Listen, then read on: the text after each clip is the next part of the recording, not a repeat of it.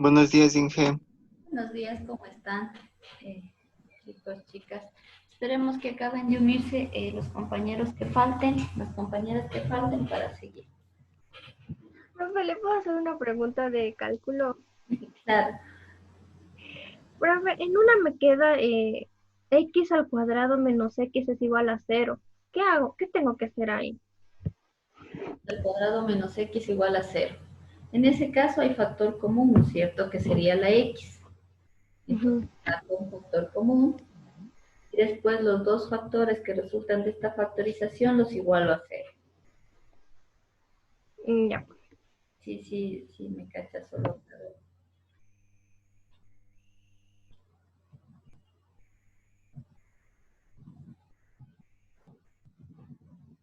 Esperemos que acaben de unirse. ¿Quién faltará? A ver, déjenme ver.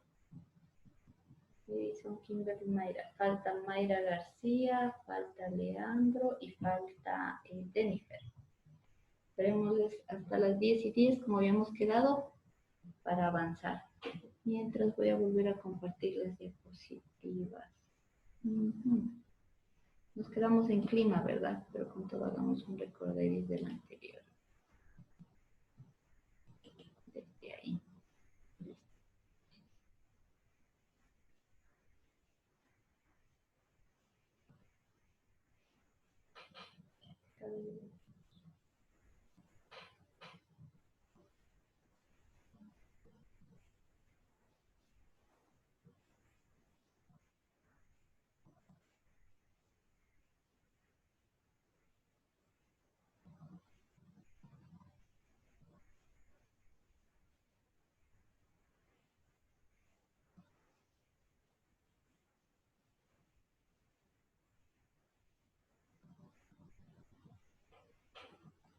Está pendiente de la hora.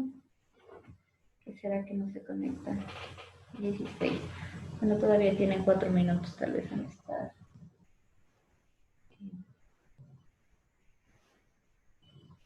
con el internet un poco lento.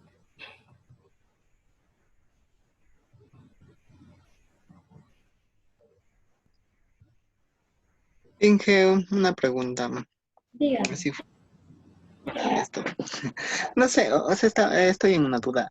¿Qué diferencia hay entre la carrera de protección ambiental y gestión ambiental? ¿Cuál es la diferencia de esas dos carreras? Protección ambiental ya es más específica, o sea, se dedica netamente a cuestiones de proteger o generar proyectos para proteger el medio ambiente, como mitigaciones, por ejemplo, y también el tema de remediación. Ahora, gestión ambiental es un poco más amplio porque abarca desde, digamos, desde prevenir hasta remediar. Y aparte de eso, o sea, bueno, en las dos se ve bastante el tema de legislación, ¿sí?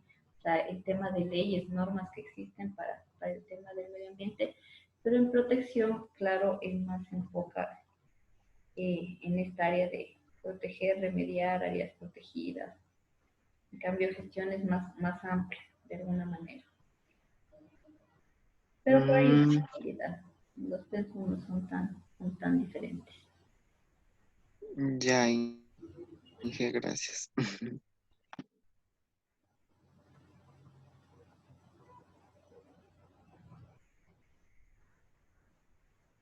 Kimberly me ha escrito. Ahora como no sé si ya está Kimberly. Kimberly, como yo suelo usar el teléfono para el tema de grabar las clases, durante las clases por lo general no veo los mensajes.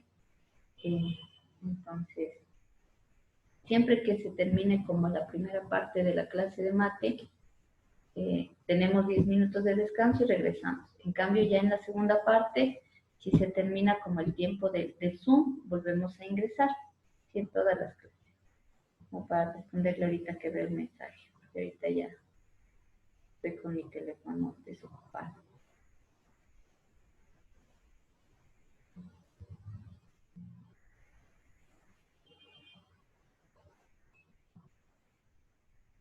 No, igual ayer me ha escrito.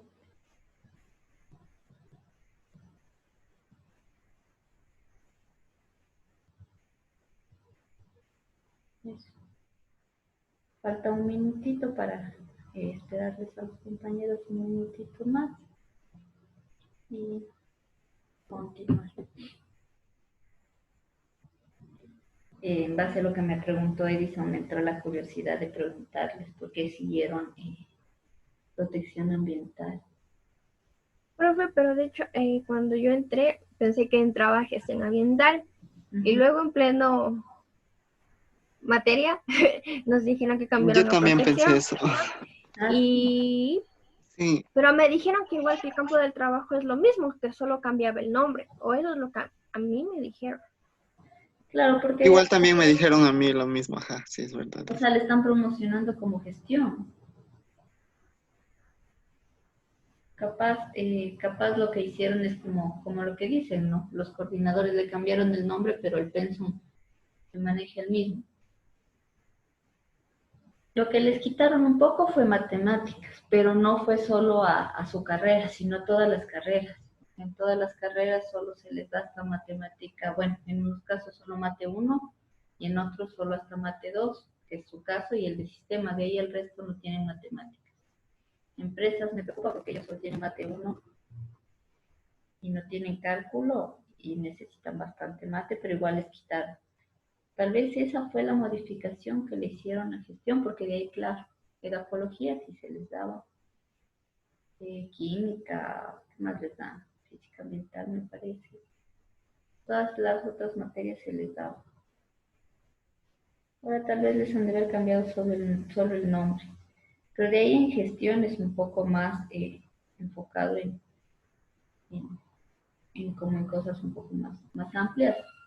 Pero en nuestro país no hay mucho, digamos, en ese sentido muy amplio porque, claro, es un país que no es industrializado, primario exportador. Entonces, a la final, la dedicación del ingeniero y del tecnólogo incluso es la misma, ¿sí? En muchas ocasiones. Porque no hay plazas, o sea, no hay cosas distintas. Por ejemplo, aquí no hay una industria pesada, no hay nada de eso, entonces un poco básico. Ahora sí, en el tema extractivo, entran bastantes o entran a trabajar algunas personas en consultorías, en cuestiones de medio ambiente, como esto de generar los planes de manejo ambiental, los estudios de impacto ambiental, o en otras ramas como análisis también. Hay algunos exalumnos del instituto que trabajan en el, ¿cómo se llama esta cosa? En el FONAC. Ahí ellos lo que hacen es monitoreo, por ejemplo, de condiciones ambientales de los páramos, en una sección que están estos chicos. Entonces, hay diferentes cosas, pero lo de este monitoreo igual lo pueden hacer ustedes porque tiene que ver con proteger el medio ambiente, el monitorear también cómo están las condiciones ambientales, si es que hay alguna contaminación, etcétera. Pero a mí sí me parecía que es como más amplio lo de gestionar el ambiente. Uno es gestionar absolutamente todo, el otro es más como de protección. Ahora en el país estamos más dedicados como a remediación, a monitoreo, no hay más, no hay mucho en realidad aquí. Tema igual de desechos, que entra también en el tema de protección y también de gestión. Aunque los desechos aquí en realidad no se hace un buen manejo de desechos. Si ustedes ven aquí, al menos en Quito, toda la basura va al mismo lugar. Cogen, hacen un hueco, que son estos rellenos sanitarios, que igual les van a enseñar a ustedes a diseñar rellenos sanitarios, pero un relleno sanitario a la larga es una fuente de contaminación. Porque si no está bien hecho, por ejemplo, el tema del recubrimiento del suelo, terminan en los desviados de la basura viajando por fuentes de agua, entonces termina contaminando, si no se hace un buen diseño y una buena construcción de los rellenos. Y además yo sí creo que más que una ayuda es un problema en el relleno, porque a la larga esa contaminación simplemente la entierran, cambian y hacen otro hueco en otro lado, etcétera. Entonces hay otras experiencias en otros países sobre el tema de manejo de residuos, súper buenas. Ahí hay como toda esta cuestión de planificación, de clasificación, desde la clasificación de la basura hasta el procesamiento. De la materia orgánica se procesa y se hace con ese compost, que sirve como para los parques, e incluso venden compost para las plantas, Hay el manejo de los vidrios, o sea, reciclan el tema de vidrio, lo funden y vuelven a hacer otras cosas. Manejo de plásticos, bueno, aquí sí se hace algo con el tema de plásticos, pero no mucho. También el tema de procesamiento de latas, de chatarra. O sea, hay unas plantas enormes que tratan, que clasifican, tratan el tema de basura. Aquí en el país no, lo que se hace es meter todo en un relleno sanitario. Y a lo mucho se está haciendo un poco de manejo de desechos peligrosos con el fin de evitar esta contaminación que es un poco más tóxica en los casos, puede ser inflamable y todo. Y estos son procesados por empresas específicas, los desechos peligrosos también. Eso sí hay aquí, pero es mínimo el manejo de desechos. Sería bueno que se haga algo más grande. Pero bueno, esos son como los campos donde pueden ustedes ingresar, o sea, remediación, manejo de desechos, no sé, monitoreo, elaboración de proyectos, consultorías ambientales. Sí, hay algunos aspectos. Ahora tocaría ver cómo está el tema del mercado laboral, si no está muy saturado también. Eso.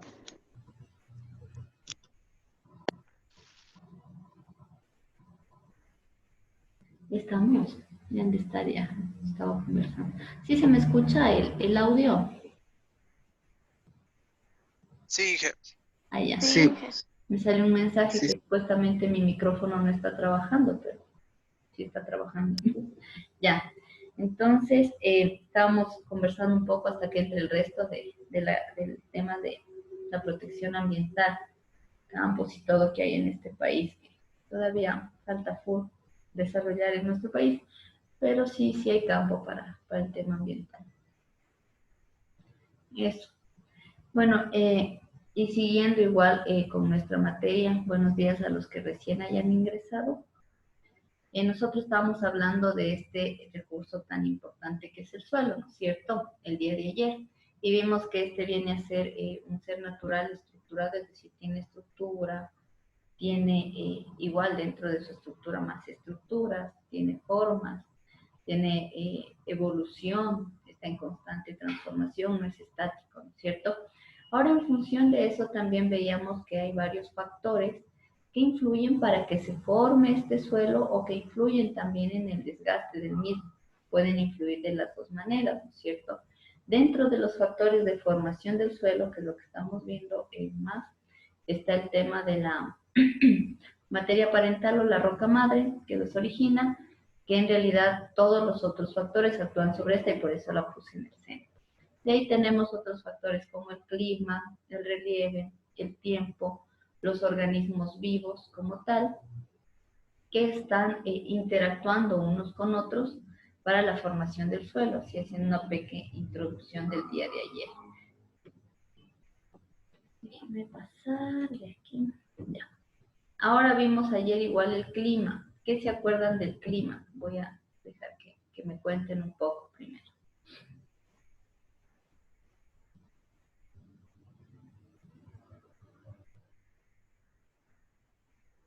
¿Quién se acuerda algo? Igual si no pueden usar el micrófono, pueden usar el chat también. Déjenme ver, abrir el chat también aquí a un ladito. Ya. ¿Pero qué se acuerdan del clima? ¿Cómo influirá o no influirá?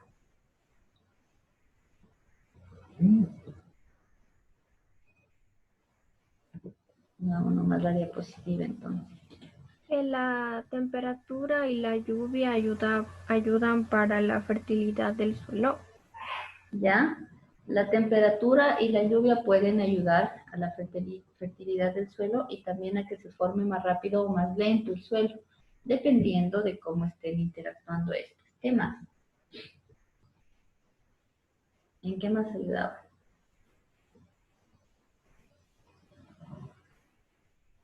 También estas contribuían a que el pH del suelo cambie, ¿no es cierto?, formando suelos más alcalinos o suelos más ácidos. Por otro lado, la lluvia también puede cumplir estas funciones de transporte, ¿sí? Un poco para ahondar en esto, igual para hoy, había sacado algunas cosas que creo que son muy importantes. Entonces, vamos a ver qué relación existe entre la precipitación y las propiedades de los suelos, ¿sí? Cuando nosotros hablamos de precipitación, estamos hablando en general de la lluvia, ¿no es cierto? Entonces, por un lado, es importante tener en cuenta que el agua, ¿sí? O la cantidad de agua nos permite, o el agua es un disolvente. Que han de haber oído alguna vez, el agua es el solvente universal. En ese sentido, va a disolver muchos materiales y en el tema del suelo esto va a aportar, ¿sí? Supongamos que esta disuelve, bueno, no supongamos, esta va a disolver minerales.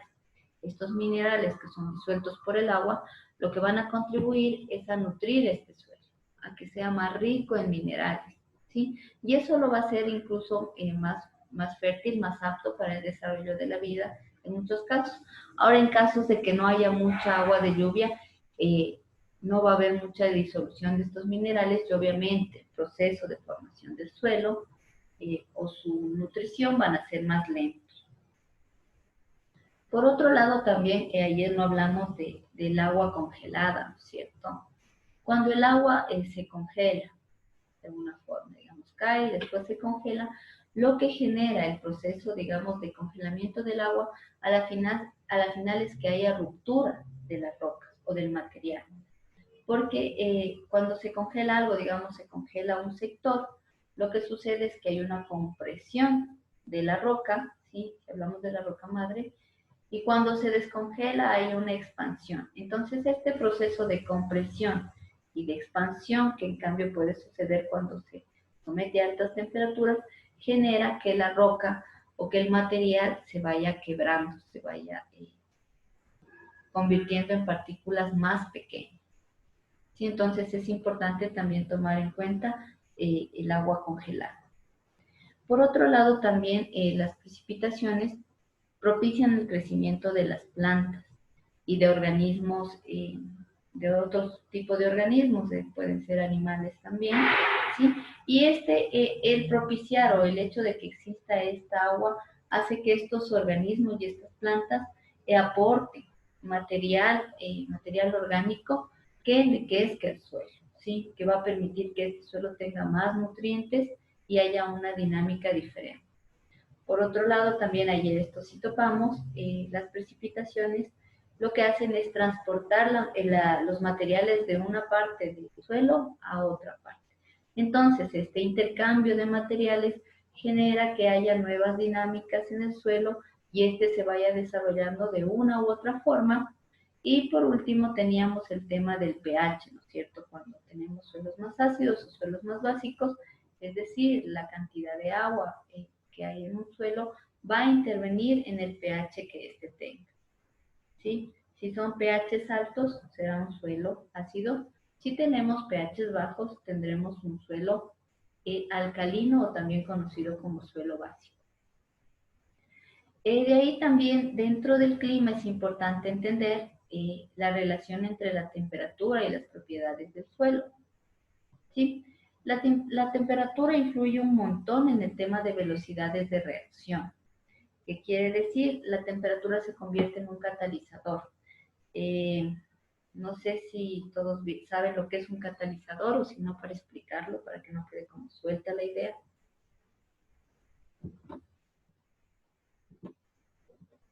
¿Sí sabemos qué es un catalizador?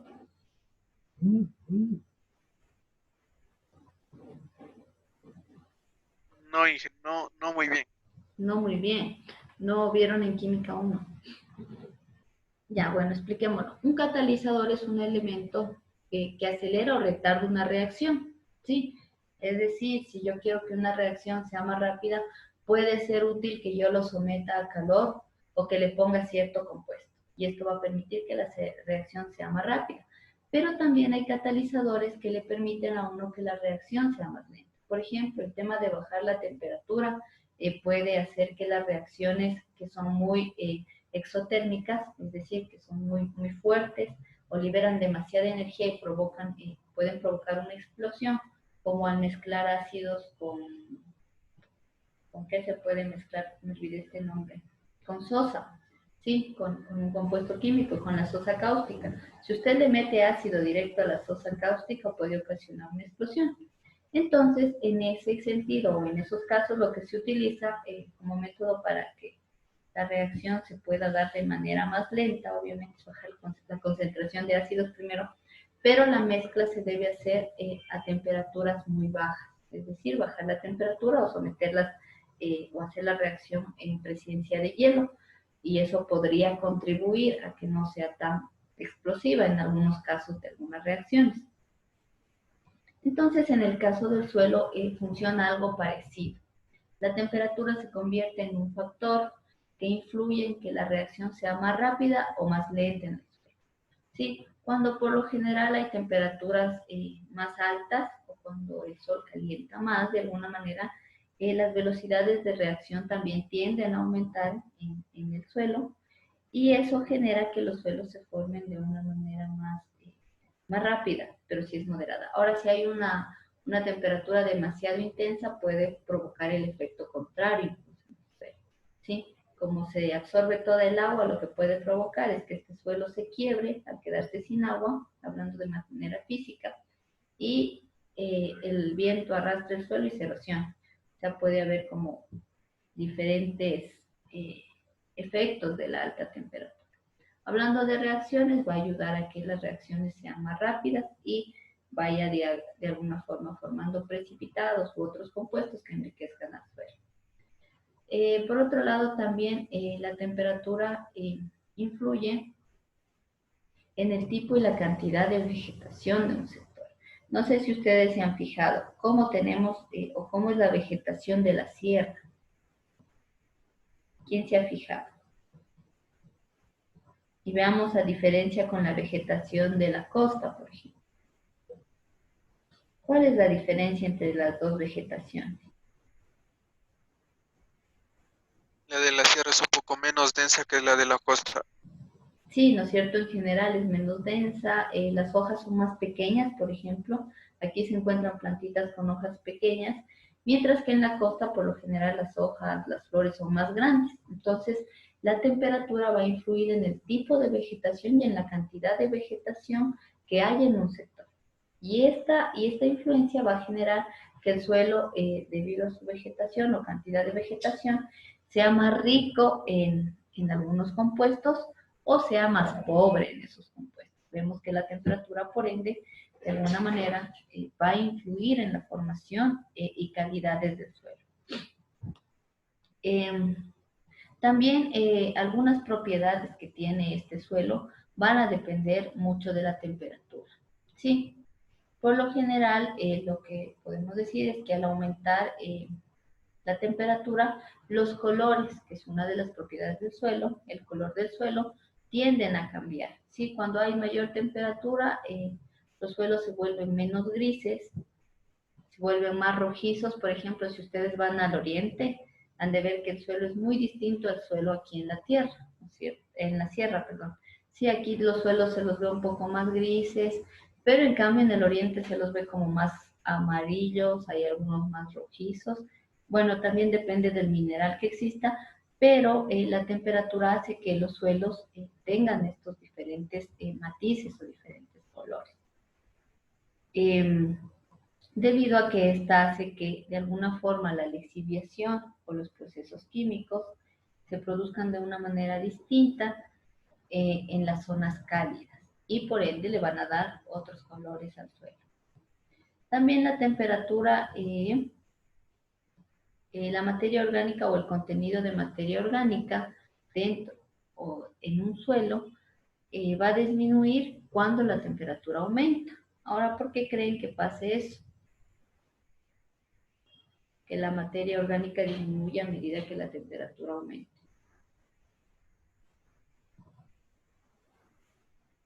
¿Qué opinan? ¿Qué pasará? Porque hay menos resistencia de los organismos vivos a altas temperaturas. Puede ser. Pero también propicia que la descomposición sea más rápida. Entonces, el momento en que una materia se descompone es más fácil de arrastrar y de transportar de un lugar a otro. ¿Sí? Y en ese sentido la temperatura va a influir dentro de la materia orgánica en un suelo. Por otro lado, tenemos que considerar lo que se conoce como índices climáticos, y la evaporación. Estos índices climáticos o esta evaporación lo que van a generar es que haya un clima específico en el suelo. Ahora, en algunas cuestiones se lo conoce como microclima, ¿sí? Que es un clima que se genera por las condiciones propias de ese sector en un área específica, son los microclimas, y estos microclimas propician o no la generación de unos u otros organismos.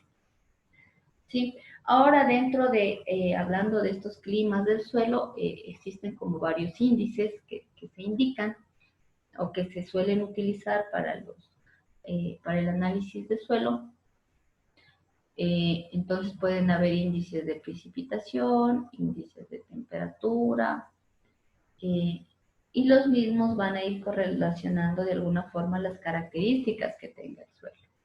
Sí, de ahí uno que es como utilizado es este del diagrama de Torway, que relaciona la oferta de agua, ¿sí?, con la demanda de agua del suelo. Es decir, cuánta agua tiene el suelo con relación a cuánta agua en realidad necesita. Ahora, esta correlación, este diagrama, más bien se expresa en función de la evapotranspiración. Ya, vemos que es una palabra súper larga. Entonces se toma en cuenta tanto la evaporación, ¿sí?, el transporte de agua y la transpiración del agua. Cuando hablamos de transpiración es este proceso que hacen las plantas, toman agua del suelo y por medio de la transpiración de estas de alguna forma se libera al ambiente. ¿Sí? Entonces dentro de esta relación de oferta y demanda de agua se toman en cuenta todos estos factores para determinar el clima o para determinar los índices que tiene de agua este suelo.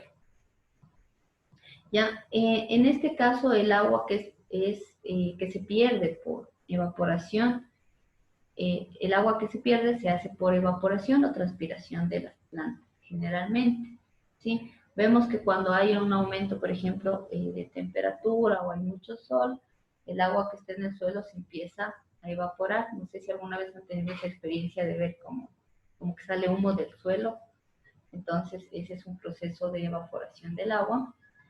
Y también, como les explicaba hace un rato, las plantitas al absorber el agua y después hacer la fotosíntesis, todos los procesos que tienen que realizar, liberan también agua a manera de vapor al ambiente. Por otro lado, también se debe conocer, es importante tomar en cuenta el clima interno que tiene el suelo, ¿sí? Muchas veces no se lo toma en cuenta o la gente no lo toma en cuenta, pero el suelo a estar a ciertas condiciones, a estar sometido a capas vegetales o a capas de alguna otra cosa, va generando climas dentro de sí, ¿sí? Y estos climas van a, de alguna forma, a generar un impacto sobre la formación de suelo, sobre el desarrollo de suelo, sobre el desarrollo incluso de animales y plantas dentro de él.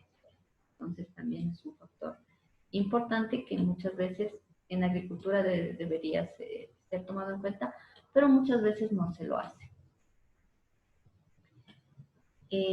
Por otro lado está lo que se conoce como climas del suelo y también se relaciona con el concepto de zonalidad. Ya entonces, para definir un poco lo que es el clima del suelo es el perfil que está en equilibrio con la vegetación estable del suelo. Cuando hablamos de vegetación estable es la vegetación que permanece en un sector, porque puede haber algún tipo de vegetación que no permanezca, sino que sea más transitorio. ¿Sí?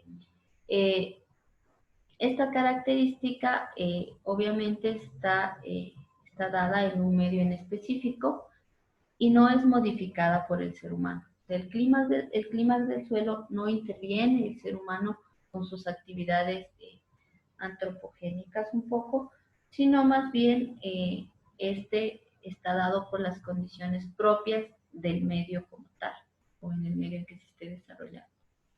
Sí, además de eso es importante tener en cuenta que el suelo, una vez que ya se formó y pasó todo el proceso que vimos que es como un ciclo para que se forme el suelo, pasa por diferentes fases. O sea, no siempre el suelo va a ser el mismo, porque vimos que es un cuerpo dinámico que se está transformando, ¿sí? Y estas fases un poco están dadas en grados de juventud sucesivas de este suelo hasta llegar a una madurez, ¿sí? La madurez del suelo justamente es lo que se conoce como clímax estable de este suelo. Entonces, de acuerdo a estos conceptos, se pueden diferenciar algunos tipos de suelo. Están los suelos zonales, los suelos azonales y los suelos intrazonales.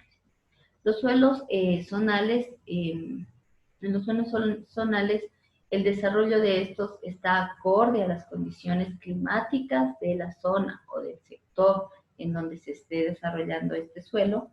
Por otro lado, los suelos azonales son suelos más jóvenes que los suelos zonales y su evolución es muy, muy lenta y todavía no están acorde a las condiciones climáticas de la zona, ¿sí? Están en otra fase de alguna manera, por eso son suelos más jóvenes. Y de ahí están los suelos intrazonales que no están de acuerdo con el clima o las condiciones locales en donde se están desarrollando. Y estas condiciones pueden ser de tipo físico, es decir, condiciones de encharcamiento, en donde no se producirían suelos intrazonales, cuando tenemos, por ejemplo, pantanos, charcos, etcétera. Y otro tipo de este tipo de condiciones son condiciones químicas, por ejemplo, la salinización del suelo, que hace que no esté acorde al entorno donde se desarrolla este suelo. No sé si hasta ahí tengan alguna pregunta o algo que quieran comentar sobre el clima. Vemos que son como algunas cosas. Ahora sí es importante que ustedes tengan en cuenta que no es pues que el clima solito influye, sino que este obviamente se está relacionando con los factores orgánicos, relacionando con el relieve incluso.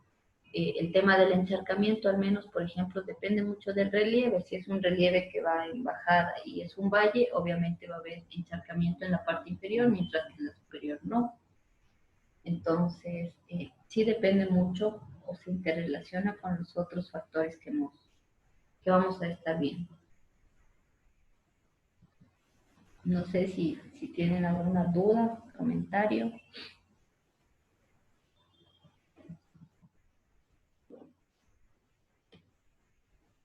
¿Sí están?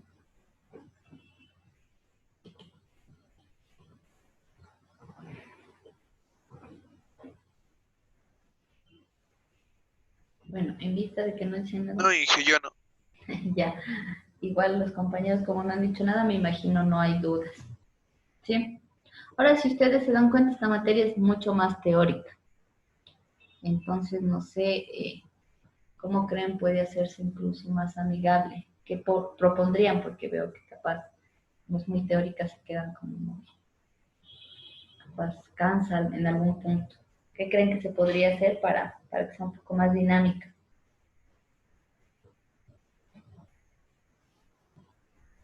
Ejemplos visibles como videos, tal vez. No sé. Videos, ¿ya?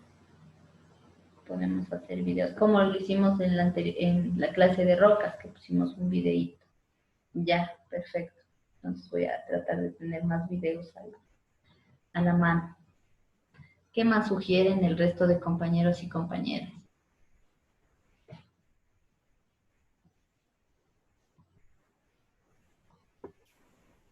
Opino lo mismo que Leandro, profe, porque no se puede hacer nada más. Yo creo que sí, un videíto está bien. Ya, perfecto. Entonces voy a adicionar igual en las clases el tema de videos. Ahora suelo estar buscando como estos videos que son como más, ¿qué serán? Más con dibujitos, pero no suele haber mucho en grafología con dibujitos así más didácticos. Deben ser así un poco más serios. Pero bueno, voy a buscar más videos en todo caso. Otra sugerencia que se les ocurra, no sé qué les pareció, igual probamos con esta dinámica de subirles un cuestionario e ir llenando el cuestionario a medida que va la clase. No sé si eso les permitió estar más atentos, capaz. Sí, también yo opino que el cuestionario también, sí, sería otra opción. Ya. Igual les quería proponer otra cosa, dejar como lecturas también para en algunos temas poder hacer más bien un intercambio como de ideas y aquí ir sacando como las conclusiones específicas, que sería otra forma, para que no sea solo a manera de exposición mía. ¿Qué opinan de esa forma? Sí, que podría mandarnos a leer y nosotros sacamos las ideas principales en la siguiente clase. Está bien. Para mí sí. Ya, y Para más mí bien, también creo yo. entonces para ir como dinamizando las clases, esas les quería preguntar un poco. Ya, sigamos. Ahora, igual, otro factor que vimos que influye en la formación del suelo es la roca madre o material parental, también se la conoce con esos dos nombres. ¿Sí? Esta roca madre, justamente su origen o la composición que tenga esta roca madre va a ser la que aporta la mayor cantidad de componentes minerales que a la final tenga un suelo. ¿Sí? Esta roca madre principalmente va a influir en las primeras etapas de formación del suelo y esto va a depender de cómo esté compuesta, de qué características físicas, químicas y biológicas pueda tener esta roca. Y dentro de esto influye un montón la permeabilidad, por ejemplo, que tenga una roca. Cuando hablamos de permeabilidad, es la capacidad que tenga esta roca de permitir el paso de un fluido, sean estos líquidos o gases. ¿Sí? Cuando yo hable de fluidos, voy a estar hablando de estos dos específicamente, líquidos o gases, esos son fluidos. ¿Sí? Ahora esta roca madre puede sufrir procesos de meteorización fáciles o difíciles. Cuando el proceso de meteorización es fácil, esta roca va a formar suelos profundos en corto tiempo, es decir, se va a desintegrar más rápidamente porque es menos resistente. En cambio, si una roca es mucho más resistente, la meteorización de esta, es decir, la descomposición de esta, va a ser mucho más lenta. Por lo tanto, el suelo se va a demorar más tiempo en formarse, por un lado, y por otro lado, los suelos que forman las rocas madre más difíciles o más duras de alguna manera son poco profundos. Y eso, claro, genera que no haya vegetación y un montón de otras cuestiones. Ahora hablando ya más bien de efectos físicos, químicos y biológicos sobre la roca madre, nosotros vamos a poder ver algunas cuestiones. A ver, el timer me dice que falta 1 minuto. Entonces, hagamos la pausa ahorita y regresamos a las, déjenme ver, a las 10:55, porque si no igual se nos va a terminar el tiempo y entonces vamos a quedar a medias. Más bien para lo que regresemos vuelvo a repetir toda esta parte para no quedarnos a medias. Yo ok. Ya. Entonces ahorita salgamos un ratito, vayan, estírense y regresamos.